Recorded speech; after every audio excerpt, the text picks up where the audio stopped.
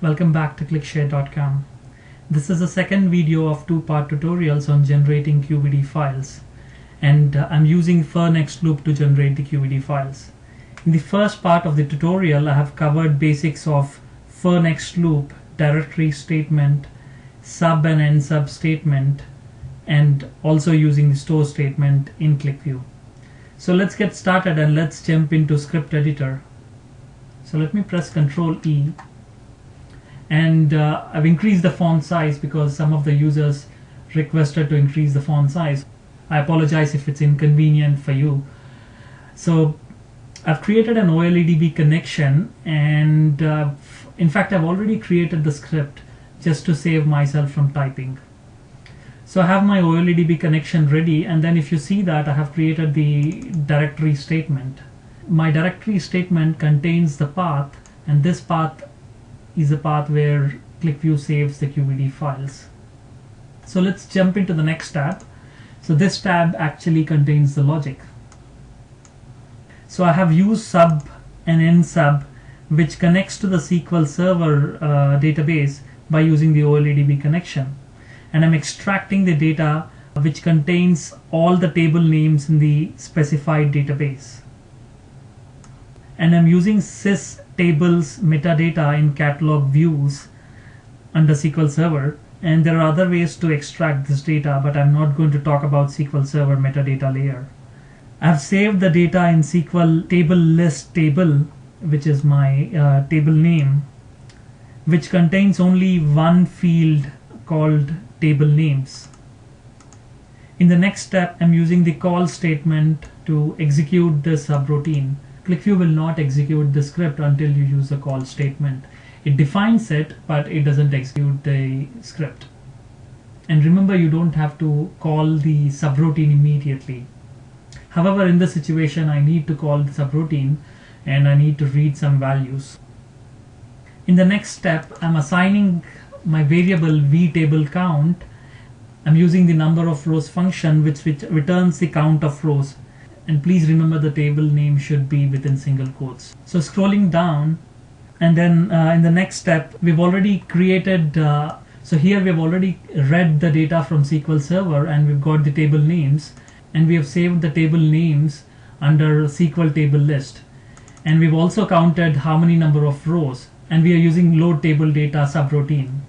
So what is happening here, I'm writing a for loop which is initializing the variable I, and it's initializing the value 0, and then it's picking up, it's using the $sign expansion, and it's picking up this particular variable.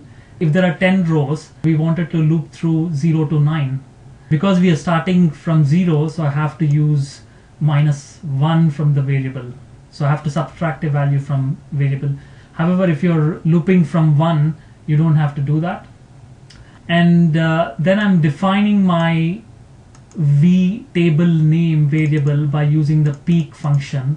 So peek function will fetch the first row. It will assign the table name to vMyTableName variable. I've already covered the peek function, so I would recommend you to look at my blog and search for peek function. There's a video which I've exclusively covered. Okay, jumping back again. So now I'm defining the table name as my variable name which holds the table name. And then it's pretty straightforward. I'm reading all the data from this database, and which is the Microsoft sample database, and I'm reading the table now. So I've already assigned this variable with a table name, and I'm using the same table name here. My SQL statement will actually read the data from SQL Server. And then it stores the data by using the store statement. It'll store it in the directory which I've specified, and then it will give the same file name. It will give the table name as the file name, and the extension will be QVD. Finally, I'm dropping the table because I don't want to use the tables or the table structure within this document. Remember, this document just generates the QVD files. It's a QVD generator document. And then I'm saying next I, so this increments the loop. Within each iteration, it will read the table name and it will go ahead and get the table data, and then it will store the data as a QVD file. And then finally it drops the table name again. again use the sub and end sub statement, so I can call it anywhere. So I'm immediately calling the script now. So I hope this makes sense. It's pretty straightforward, and I'm going to also save the script.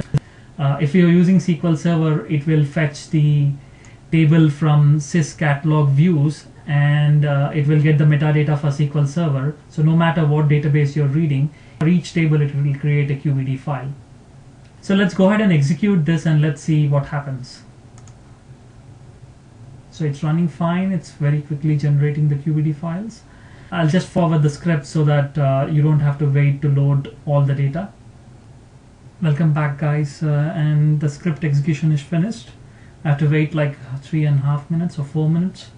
Anyway, so let's go ahead and see. I have one particular field here, and let me add this. So these are all the table names, so we should have all this. So we should have 26 QVD files actually. So let's go back to my path and see if we have them. And I have QVD generator here. There we go. So we have, and it shows the right date and time. So we have 26 QVD files. That's pretty sleek.